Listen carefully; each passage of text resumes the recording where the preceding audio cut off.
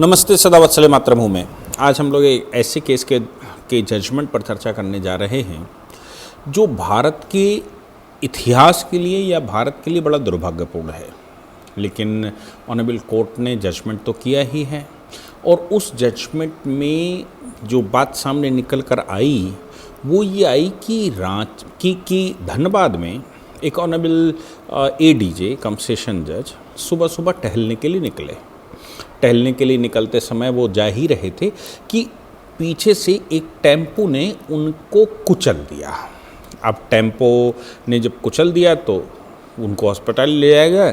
अस्पताल में उनकी मृत्यु हो गई। इस मृत्यु के बाबत उनके इस मामले को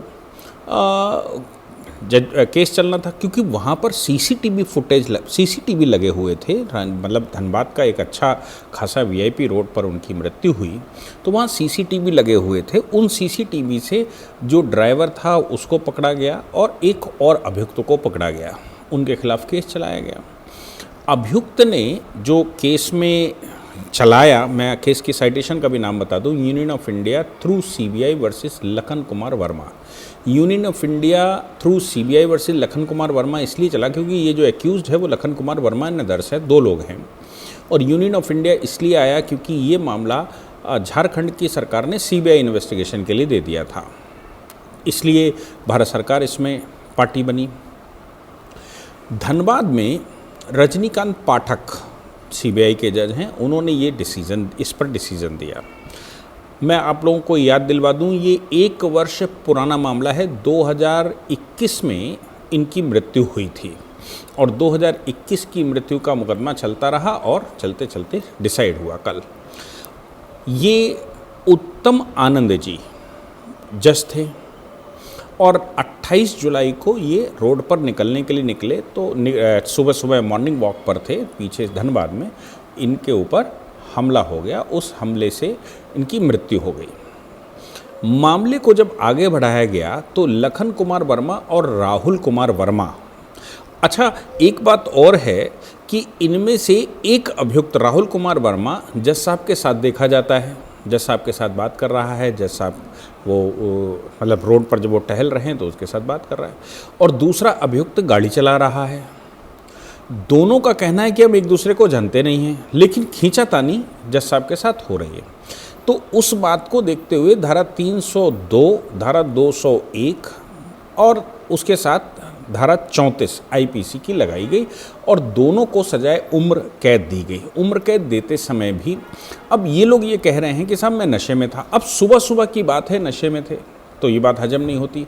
दूसरी बात ये भी है कि जब जज साहब को कुचला गया तो कुचलने के बाद जिस तरह से इन लोगों ने उनको मरते हुए छोड़ा और जो इनका बिहेवियर था उतरने के बाद जज साहब के साथ, उससे बिल्कुल लगता है कि ये वेल कॉन्फिडेंट हैं और इंटेंशनली कर रहे हैं। जो लोग वहाँ देखने वाले हैं, यानी कि जो लोग भी ऐसे हैं जो आई विटनेस हैं, आई विटनेस भी ये कह रहे हैं कि भाई ये लोग दोषी हैं। मुकदमा चला, CBI ने इन्वेस्टिगेशन में कोई और एंगल तो नहीं ढूंढ पाई, लेकिन ये ज़रूर है कि ये इंटेंशनली उनकी हत्या कर रहे हैं। ये कहते हैं ड्रंकन की बात कोर्ट ने स्वीकार नहीं की। CCTV फुटेज को कोर्ट ने यहाँ कोड किया है और कोड करते हुए जजमेंट किया। एक बात जो ऑनरेबल कोर्ट ने इस मामले में कही है वो ये कहा है कि अगर सोसाइटी में जजेस यानी कि जुडिशरी सुरक्षित नहीं है तो सोसाइटी के ऊपर मैसेज किया जाता है, क्योंकि हर व्यक्ति अगर सरकार से पीड़ित है या समाज से पीड़ित है या लोगों से पीड़ित है, सिस्टम से पीड़ित है, तो वो कोर्ट के पास आता है। और अगर कोर्ट के जज साहब ही सुरक्षित नहीं है, उनको ही इंटेंशनली मारा जाए, तो फिर ये पूरी की पूरी व्यवस्था बिगड़ जाएगी। इस पूरी व्यवस्था पर विश्वास करना मुश्किल हो जाएगा। इसलिए लोगों के विश्वास को ध्यान में रखते हुए इस मामले में 2 ही सज़ा हो सकती है, या तो उम्र कैद की सज़ा दी जाए और या फिर इनको सजाए मौत दी जाए। तो rarest of the rare case ये दिखता नहीं है, इसलिए इस पर उम्र कैद की सज़ा दी जाती है। अब जो बहुत महत्वपूर्ण जज साहब ने इसमें कोडिंग की है वो पाठक जी ने, वो मैं आपको पढ़कर वो मैं आपको बताता हूँ। वो कहते हैं कि अगर मैं उम्र कैद इनको दूंगा तो फिर केवल उम्र कैद में जेल मैनुअल के अनुसार इनकी कस्टडी 14 वर्ष के बाद या जो भी उसमें व्यवस्था है उनको छोड़ दिया जा सकता है। इसलिए इस मामले में मैं इंटेंशनली ये लिख रहा हूँ कि इनको उम्र कैद टिल डेथ दी जाती है। अब जेल मैनुअल हर राज्य के अलग अलग होते हैं, उन जेल मैनुअल्स के अनुसार काम चलता है। कुछ राज्य 10 साल में ही छोड़ने के प्रावधान करते हैं, कुछ 14 वर्ष के बाद करते हैं, कुछ 21 वर्ष के बाद करते हैं। हमारे देश में जो विडंबना है वो ये है कि आज़ादी का अमृत महोत्सव हम मना रहे हैं, 75 वर्ष के बाद भी हमारे पास यूनिफॉर्म सिस्टम नहीं है। अब सोच कर देखो कि कोई व्यक्ति महाराष्ट्र में मरता है तो उसको दूसरी सज़ा मिलेगी, कोई व्यक्ति 302 में ही झारखंड में मरता है तो मरने वाले को दूसरी सज़ा होगी, बिहार में मरता है तो दूसरी सज़ा होगी। ये कैसा जेल मैनुअल है? तो जेल मैनुअल चूंकि राज्य सरकारें बनाती हैं, सजाए उम्र कैद की सज़ा तो इंडियन पिनल कोड ने दे रखी है, लेकिन चूंकि जेल मैनुअल राज्य सरकारें बनाती हैं इसलिए राज्य सरकारें अपने यहाँ अपराधियों का टाइम भी फिक्स कर देती हैं। तो इसलिए यहाँ पर गवर्नर के सिग्नेचर से लाइफ इम्प्रिजनमेंट अलग अलग राज्यों में अलग अलग होती है, जबकि ऑनरेबल सुप्रीम कोर्ट कई एक रूलिंगों में ये कह चुका है अगर कोर्ट ने लाइफ सेंटेंस दिया है और उसमें समय तय नहीं किया है 14 वर्ष, 18 वर्ष, 20 वर्ष, 22 वर्ष, 24 वर्ष, तो फिर टिल डेथ होना चाहिए। लेकिन जेल मैनुअल अकॉर्डिंगली ये बात कहते भी हैं, तो जेल मैनुअल को ऑनरेबल कोर्ट ने स्वीकार भी किया है। इसलिए हर राज्य में सज़ा अलग अलग होती है। तो अब इन्होंने ऑनरेबल जस्टिस पाठक जी ने ये लिखा है कि चूंकि 14 वर्ष में छोड़ा जा सकता है इस पर जेल मैनुअल, इसलिए इनको सजाए उम्र टिल डेथ दी जाती है।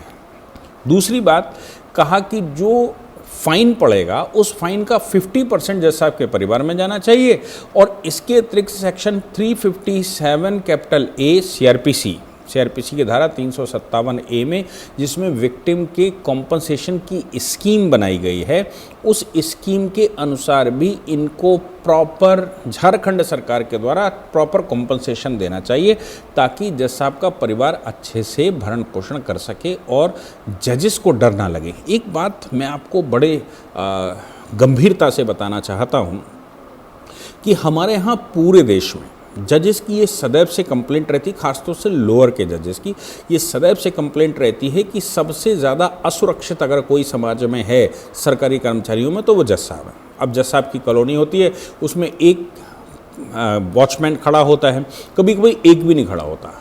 कॉलोनी होती है वो आराम से रहते हैं उसमें, और कोर्ट जाते हैं तो अपनी एक गाड़ी को लेकर कोर्ट जाते हैं। जिला जज की बात दूसरी है कि जिला जज को वो सुविधाएं दी जाती हैं। मुझे लगता है सीजीएम को भी बहुत सभी राज्यों ने अलग अलग तरह की व्यवस्थाएं कर रखी हैं। तो हमारे यहाँ जो जुडिशरी है पूरे देश में वो सबसे ज़्यादा असुरक्षित है, उनको सुरक्षा की अधिक आवश्यकता रहती है लेकिन उनको सुरक्षा दी नहीं जाती, क्योंकि अभी तक कभी भी ऐसा नहीं समझ में आया कि हमारे देश में जुडिशरी के ऊपर हमले हुए हों।